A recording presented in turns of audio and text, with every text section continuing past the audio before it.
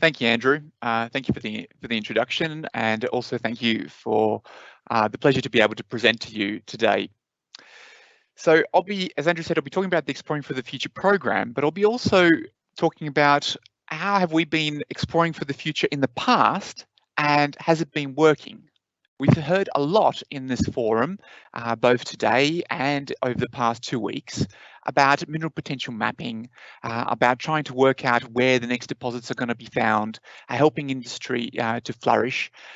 So I want to kind of pause and say, well, is it working? We've been down this path for quite some time, so that's going to be one of the key themes of what I want to bring to you today. But as a plenary, we've got to ask the question, critical minerals, what for? Well, the snapshot from the European Commission, I think summarizes it really nicely. A lot of the speakers have already covered how important the critical minerals are for renewable energy, for electric vehicles, for strategic purposes. They really underpin our way of life. Even though the European Commission has a desire to go to a 100% circular economy, even they recognise that they won't be able to reach that for these types of minerals. We will have to extract these from the ground, and we can't fill the gaps by recycling. So how much do we need? So the World Bank released a report last year, and they showed this. There is staggering increases in some of these minerals, like graphite, up to 500% increases by 2050 per annum. On the right-hand side is Australia's identified mineral resources, and the blue circles show you the distribution of graphite deposits in Australia. I'm not going to spend the time going through Australia's critical minerals endowment. Suffice to say that Geoscience Australia does keep track of that, so that we have a perspective on what the country has. And you can go and look it up in Australia's identified mineral resources, which will actually be updated next week. And in terms of specific projects that you might be interested in, they're covered in the Austrade, Australian Critical Minerals Prospectus, which is shown here in its cover for 2020. In addition to the critical minerals, I want to ask, what about the major metals? What are their forecasts? And I find this staggering. If you have a look at this particular graph, you can see it's been increasing at about 2% since about 2000, and copper consumption or demand is forecast to increase 100-fold in 26 years. In other words, we're going to have to provide as much copper as we've ever mined until now in human history. So how much are we looking then? That's a significant task. I'd say that over the last decade, we've actually looked more than we've ever looked before. So how are we going in terms of finding new deposits? Well, the results are not as good. We haven't had any supergiants discovered in that last decade or so when we've gone through the minerals boom, but that is to say that some of these will grow as we drill them out, and we'll find out how big they actually are. But at the moment, it does look as if that strong investment a decade or so ago hasn't translated into the supergiants. So why is that? Well, one of the things that at Geoscience Australia we're very focused on is the cover challenge. Much of the Australian continent is covered by younger sediments, shales, gravels, and so on, which cover the prospective geology. This is just a snapshot of an area that we've been working in recently. How do you explore through that? Well, almost a decade ago, the Uncover initiative was launched. It's a kind of a coalition of the willing, I suppose, of industry, government, and academia, who said these are the things that we need to sort out in order to be able to function well undercover, to keep providing the pipeline of resources for society, and indeed to support the Australian economy. Industry then went on and backed a roadmap by Amira, which paved out what needs to be done, and that's shaped a lot of the programs at Geoscience Australia, and also with our state and territory colleagues. You see, we work with them very closely. So what Helen's been talking about, I get thrilled every time I hear it. We're kind of slightly at the more national, larger kind of scale, stepping out, but we all play together nicely, and we all go together to present our work on the international stage. Actually, the man there in the middle, in the tie, that's just that's not talking. That's actually Andrew Heap. I thought it'd be good to put a face to the name, so there you go. That's our moderator for today, and that's at PDAC last year, I think. So how do we go about stimulating mineral exploration? Well, we apply the mineral systems concept. And we're very proud at GA that it came out of our organisation back in the 1990s. It was previously called AGSO, the Australian Geological Survey Organisation. It considers the formation of deposits within a regional framework. In here, this is the original pictures that came out. So we've got an energy source, ligands are the sources of fluids that then strip metals from some source, they're transported, and they're concentrated through some sort of gradient process, and they come out in a discharge zone. Critical minerals can be considered within that particular perspective. So we know, for example, where volcanogenic hosted massive sulfide deposits form.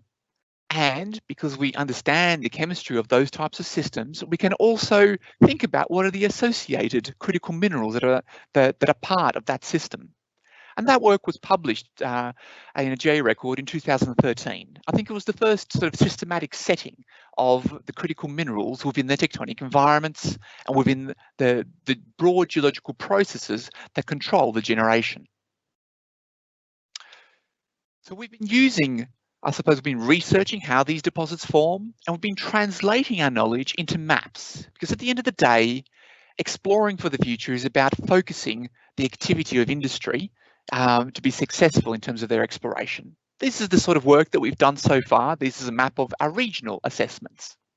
In this presentation today, I'm going to focus on 3 national assessments which have been done at the national scale. First of these, back in 2013, was the Salt Lake project. It was actually designed to see whether Australia has any potential for lithium-related brines across the whole country. It was firstly a desktop study, which kind of focused in on which salt lakes we should target for sampling. And it turned out that Australia had no potential for lithium. But indeed, it turned out that it had quite a lot of potash. And potash in that SCIRO report was identified as one of those key gaps in the Australian economy. We're a net importer of potash. Yet, this report identified that there were quite a lot of salt lakes that were highly enriched in potash. So I want to now just pause and think about how long it takes from the studies of making these mineral potential maps until you get industry activity and the thing that really matters, which is the discovery. So I'm going to take you on a bit of a story in terms of how this happened in terms of the Lake Wells region. And this is just one of a number in this particular industry. So GA began the study in 2012. We published it in 2013. And then we were contacted by Goldfire Resources about it through an email exchange. Interesting, there was a gold company that contacted us. Goldfire then reported high potassium and potash concentrations in Lake Wells, the lake that I just showed you in the previous slide. And they actually shifted their name to focus on potash. In 2017, they did a scoping study, and in 2019, they released a feasibility study. And at the moment, full mining is expected to start in about 2023. They attribute going into this region and doing this work to that report, looking at the national perspective of salt lakes for different minerals. Interestingly enough, the return on investment for Australia and the government is staggering. The work cost about $2.7 million, and the Australian economy is at the moment forecast to, for every dollar that the government spent, to receive 150 to 250 back. And of that, about $65 to $90 will go directly back to the government. Those are staggering returns for investment. But have a look, the timeframes are about 11 years from the time of investment until the time of realisation. So exploring for the future takes time. The second case study I want to focus on is nickel copper and platinum group elements. Australia is known for its komatiite-related nickel deposits, but we have very few tholeiitic, intrusion-related Ni-Cu-PGE deposits. And in this class occur some giants, like in Russia, the Norilsk deposit. It's worth $1 trillion in itself. Jinchuan in China, the Voisey's Bay deposit. We've been working for a long time collating mafic, ultramafic rocks, and we wanted to use that information in that mineral systems concept to work out where to go next. So we simplified the Knox-Robinson approach, focusing initially on the source. So in this case, these are mantle plumes and high temperatures in the convecting mantle, which manifest themselves as large igneous provinces or underplates in the base of the crust. The sources of metals are high degree partial melts, so the actual high magnesium tholeiitic basalts or picrites. They have to go through the lithospheric mantle and the crust, avoiding sulfite as on the route up. So in other words, pathways are really important. And the fourth and last, you need to then react these things with sulfur-bearing crustal rocks, most likely sediments in this case, to form a deposit. They're normally very narrow, very tortuous, things exceedingly hard to find. So how do we go about this? Well, we've divided up into our 4 components of the mineral systems. We come up with our theoretical criteria. So for example, large degree melts, map our criteria, where's the distribution of large igneous provinces? We then weight various data sets, we normalize them to these 4 components and combine them together. Unfortunately, in this case, we have very few locations, and hence validation of our models with those points is not entirely statistically significant, yet they do fall within the regions of high potential. So this is the kind of knowledge-driven approach. But we didn't just release a report, we've now provide all of our data sets, or if our data sets aren't on this portal yet, they will be there very soon. And I want to show you where you can find them. So you go to portal.ga.gov.au, you go up and you select Exploring for the Future, for example, as a persona. This is just to decrease the number of layers that you see in this drop-down menu. Going down to the Mineral Potential tab and have a look at, maybe you're just interested in the final map. Maybe you're interested in the individual components that have generated that map, which will come out next. Here they are. This is the architecture component. Maybe you want to delve down even deeper and find the individual layers that went up into making that one. Each layer has a link to a web map service, a legend that's associated with it, and they're stored within our, I suppose, data management system. But not only did we want to provide all of the information that we have behind our mineral potential studies, we also want to give the ability to industry to be able to do their own studies. For example, maybe they don't think that overlying large igneous provinces are so important, so they can increase or decrease the weighting of that. They can switch things on and off and press run. And after a few seconds, this map comes up. It's a map of all of Australia, but the place where we launched it was actually in Perth. So we're sitting there in Perth, we're going through with a room full of industry people, and we were showing them what we have found. And you can go and query little layers, like for example, this little high blob right next to Perth. It's only 70 kilometres away, and you can see which individual data sets have contributed to that region lighting up. And that helps because you might not trust the various layers that we have, and hence the power is over to you. The really interesting thing was that we were sitting there and people said, but that's just northeast of Perth. And we go, yeah, that's right. And I said, but we would know if there's nickel up there. And we said, well, have you looked? I said, but we would know, it's just so close. And we said, well, on the basis of all the evidence that we don't know whether people have looked in there, but it does seem like a place we should follow up. And there was one company that did. That company was Chalice. And they went there, and on their first attempt hit massive sulfides. And they discovered a place called Julimar. And here I want to show you and share the story of this one with you. So the Mineral Potential Project began in 2012. GA published its results in 2016, so it took a long time. Most of it was what Helen said, the unseen work of wrangling, cleaning various data sets, but they come up with incredible rewards. Tenements were taken up by Chalice in 2018. The first drill holes went in 2020. And actually now the company is hoping to have their resource drill out completed by mid this year. The company's stock price has gone up tremendously, and the total share return since January 2020 has been over 2,000%. If you have a look at, and there's great anticipation among industry just how big this particular find is going to come out as. But we did an assessment, Ansel Allen Consulting did an assessment based on a moderate size deposit, nothing huge. And it's 1.6, GA spent $1.6 million on it. And it's estimated for every dollar that the government spent, Australia will get back between $160 to $525, and back to the government between about $50 and $150. Now, interestingly enough, this deposit is actually a critical minerals deposit.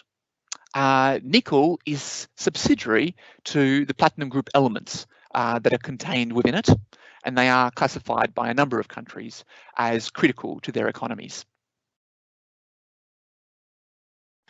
But as I said, one thing that we couldn't do as part of that study was to verify it with the locations. And that's because at the moment, well, the mineral deposits are exceedingly rare.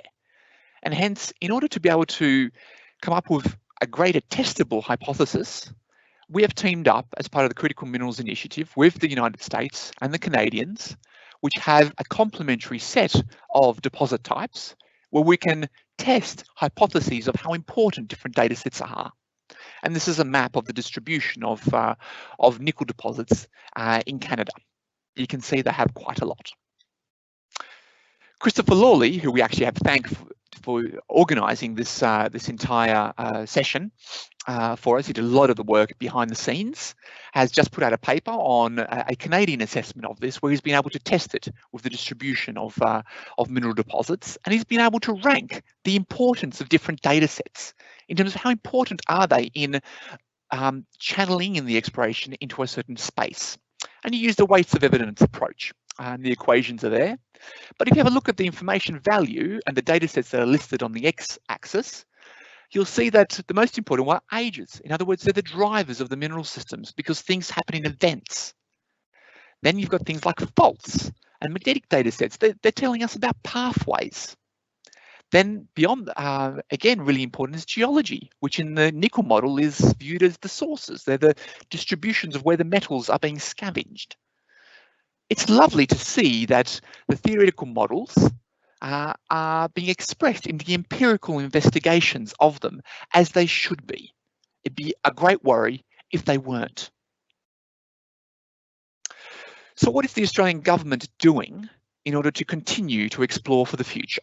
Well, back in 2016, they funded a program called Exploring for the Future, which was a $100 million investment over 4 years, and it's been phenomenally successful. It has been focused on Northern Australia, and particularly in the region between Tennant Creek and Mount Isa. Importantly, though, I should say that it's not just focused on minerals, it's also focused on energy and groundwater resources and the environment. The reason for this is that the data sets and the geology that we investigate have overlaps, and therefore we can tackle these disparate problems with similar types of data sets that we collect and that we fund the acquisition of. And it's actually a good idea to consider the applications in these other fields as we are doing that. It's been so successful that it's now been expanded and extended to Southern Australia and these two north-south oriented corridors to the tune of $125 million, which will end in 2024. We are currently in the planning and kind of rollout stage of this program, so stay tuned to hear more about it. So what is the science logic behind this program? Well, it starts off actually with focusing on toolboxes and repositories, on understanding technology really deeply, on databases, on being able to apply the I suppose, computational smarts in order to be able to come up with the various maps that I'm showing you. And all of these are applied to understand the Australian plate, all the way from the surface down to its base, down to 200 or 300 kilometres. That's a long way down. But I hope to convince you that it's actually something critical to consider because it reduces the search space in a very profound way for certain mineral deposit types. We then overlay our systems understanding, in which we apply research to understand those systems. But the reason for it is that we're trying to narrow down the search space for industry to go into and do the more detailed studies in. So what are the data sets that we collect as part of this program? Well, here they're broken up into surface, basin, crust, and lithospheric mantle. There is a volume out of the extended abstracts, and I'll show you a link to that later, where you can read all about them. But in some places in Australia, for example, vegetation is actually cover, but every so often it gets burnt. And therefore, if we've got satellites that have passed over Australia, like they have for 30 years in terms of Landsat, we can strip away the vegetation and look at the bare rocks to see what's under there. We could look at mapping geochemistry across the whole country by using machine learning techniques. We can start to build 3D maps in terms of the distribution of different surfaces down with depth, and I'll show you how we go about that. We're trying to strip the geology, and we're also trying to image, in a volumetric sense, the lithospheric mantle. I just want to highlight 3 data sets out of that thing. It would be too long to go blow by blow across the whole thing, but this is one which I think is truly the poster child of the Exploring for the Future program, and it's the result of amazing collaboration with the Geological Survey of Queensland, who have backed it from the very start, the Geological Survey of the Northern Territory and Western Australia. So thank you very much. These are flight lines of an aeroplane that are flown every 20 kilometres, and they are thousands of kilometres in length. The region that you see that's imaged here probably equates to the area of about Europe so far. It is staggering. You can see tremendous geological features already that come up from it, and we image things down to a depth of about 300 to 500 metres. To make these images involves truly deep domain expertise, both on understanding the actual aeroplanes that acquire them, and also how to take the data that comes off that, which is in time series, to make these images. These are inversions in 1D profiles every 12.5 meters along these profiles. Let's have a look at them in more detail. Let's zoom in on Queensland. Over here, this is the work of Sebastian Wong. This is a geological map over the region.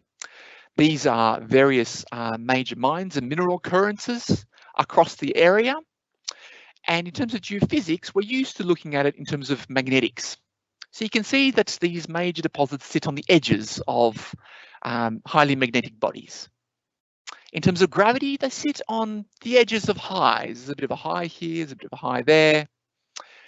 And the AEM is providing a new light on this. Classically, this technique is acquired at kind of the prospect scale, but we're trying to roll it out across the whole country to form a framework.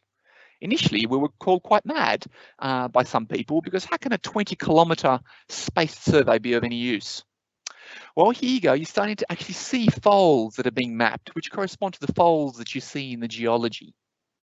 If we go and I show you another area, just another 20 kilometres away, here's the profile. You can see an incredible conductor coming in through here, most likely a structure. Looks like it's undercover. And I've been informed that this one actually resulted in the pickup of land by a company who has drilled it and has at least confirmed a technical success in this particular region. In other words, once again, the work that we are doing is resulting in tangible outcomes, the ones that we want by industry having success.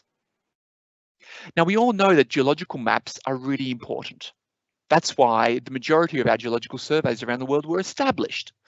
They were there to map the surface geology. But if you remember, the problem or the big challenge in Australia, and I think across a lot of other areas around the world, is the cover.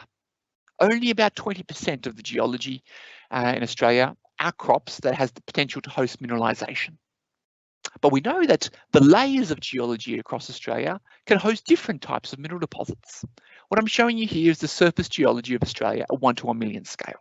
The dots are different drill holes we've been collating across the area.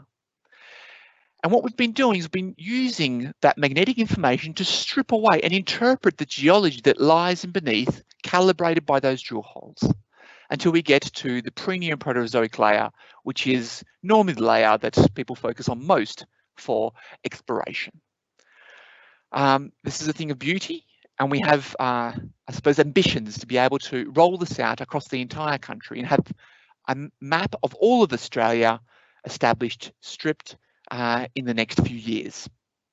We think that focusing on this is going to give us, I suppose, a greater transformational change for exploration than incrementally improving our outcrop geology, which we do need to revisit on the 1 to 1 million scale. Other new kids on the block are really deep looking geophysical data sets. There's magnetotellurics and there's passive seismic. We try and deploy these at about 50 kilometre spacing and have backbones to the system which are much more distributed, much more sparsely distributed sensors.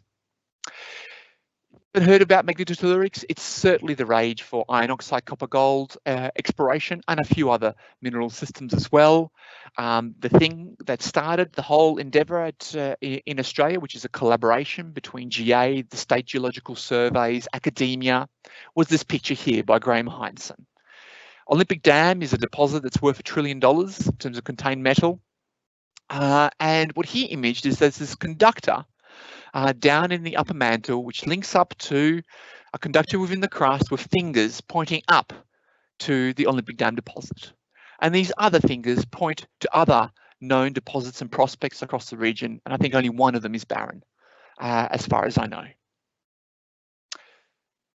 Our passive seismic, that's normally dwelt in the realms of academia. It's been kind of dismissed. How can it possibly be relevant? What I'm showing you here is a map of the lithosphere-cenosphere boundary, or known as the LAB. It's calibrated by Zenelith's samples across Australia, and it's published by Mike Hoggart and others in Nature Geoscience just last year. If we have a look at the distribution of deposits in Australia, these are sedimentary hosted deposits, clastic dominated, MVT, sedimentary hosted copper, and also iron oxide copper gold deposits. You'll see that the big deposits, the larger the symbol, they're scaled by the amount of metal that's within those deposits, and the colours indicate age. You'll see that all of them sit in this white band that span this contour that's dashed. That's a 170 kilometre contour. And we found that all of the deposits in Australia, all the giant ones, the big ones, greater than 10 million tonnes, sit within 100 kilometres of that contour. And we thought, far out, this is too good to be true. I mean, seriously? So what we did is we stepped out to the whole world.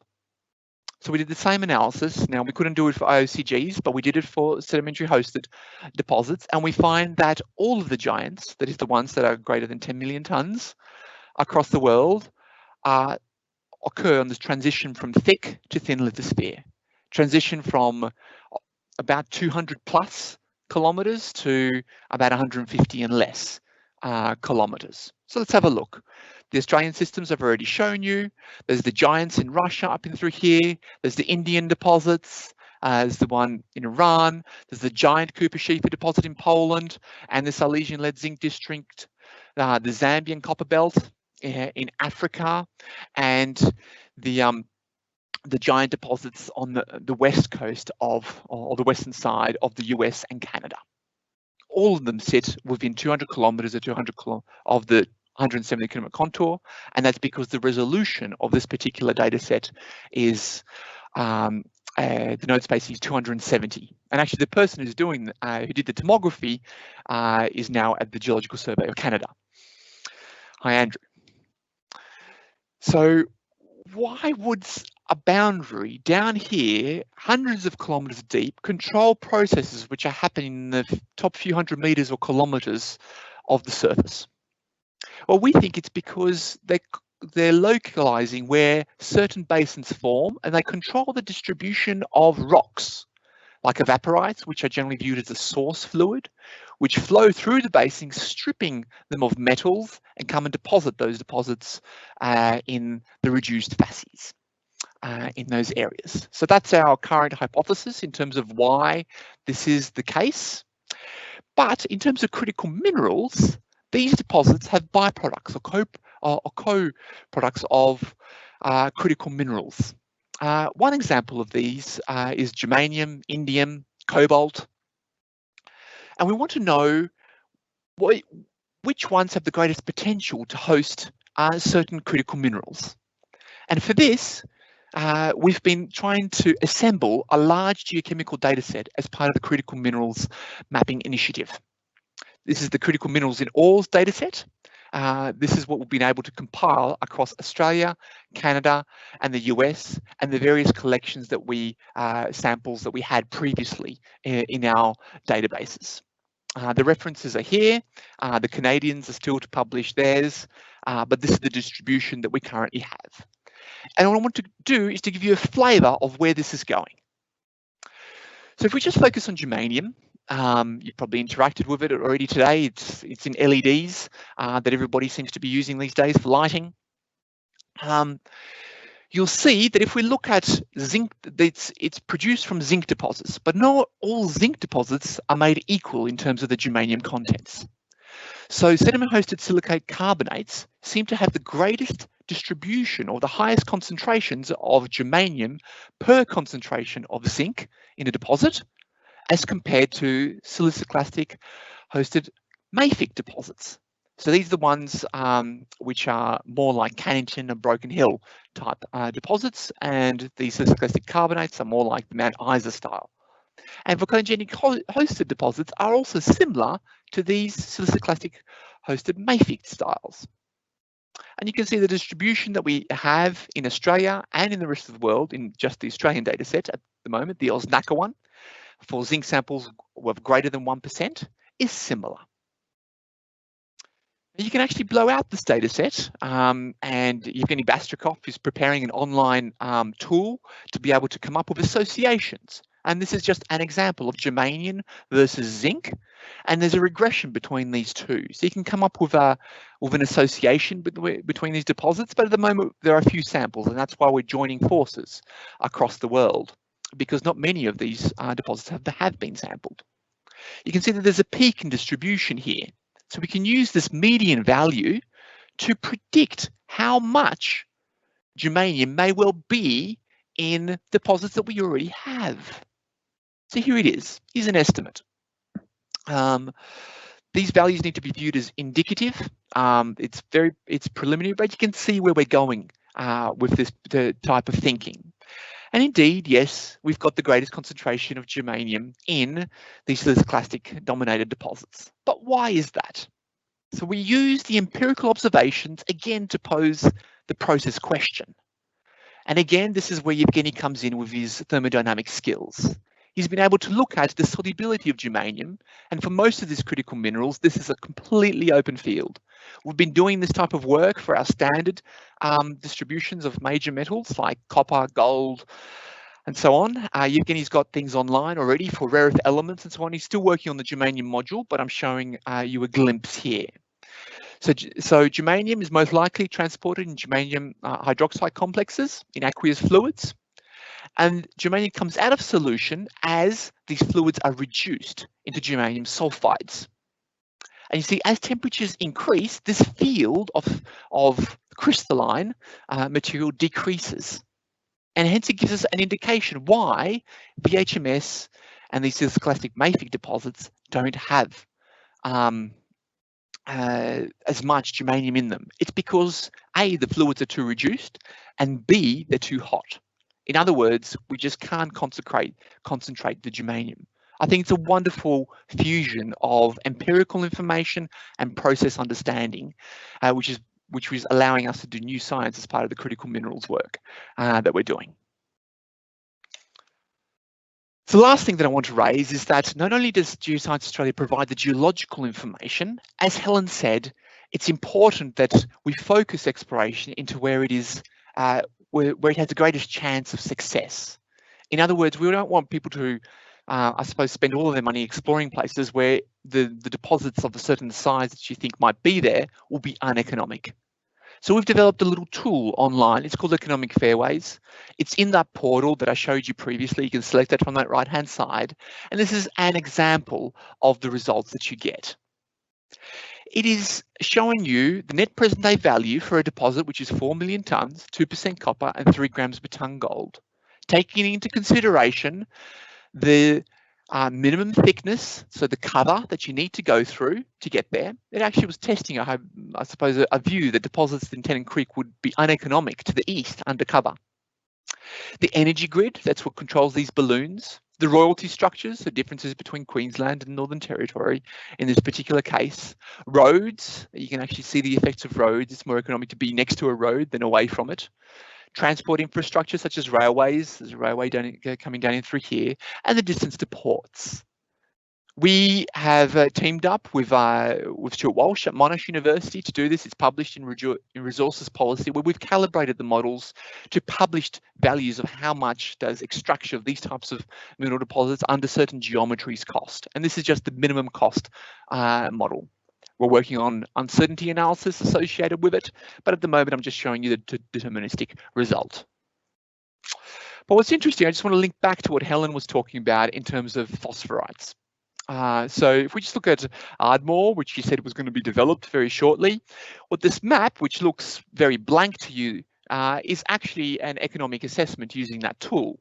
It's an economic assessment just looking at phosphate development across the region. This is 47 million tonnes at 5.6% phosphorite content and a certain value for the resource. The resource is in through here and it's white. In other words, it's straggling this kind of like marginally economic region. And I think this is why it's taken so long for these deposits to be developed in Australia. But the work that Matthew Veletich has done has shown that they can be concentrated highly in rare earth elements and particularly the heavy rare earth elements.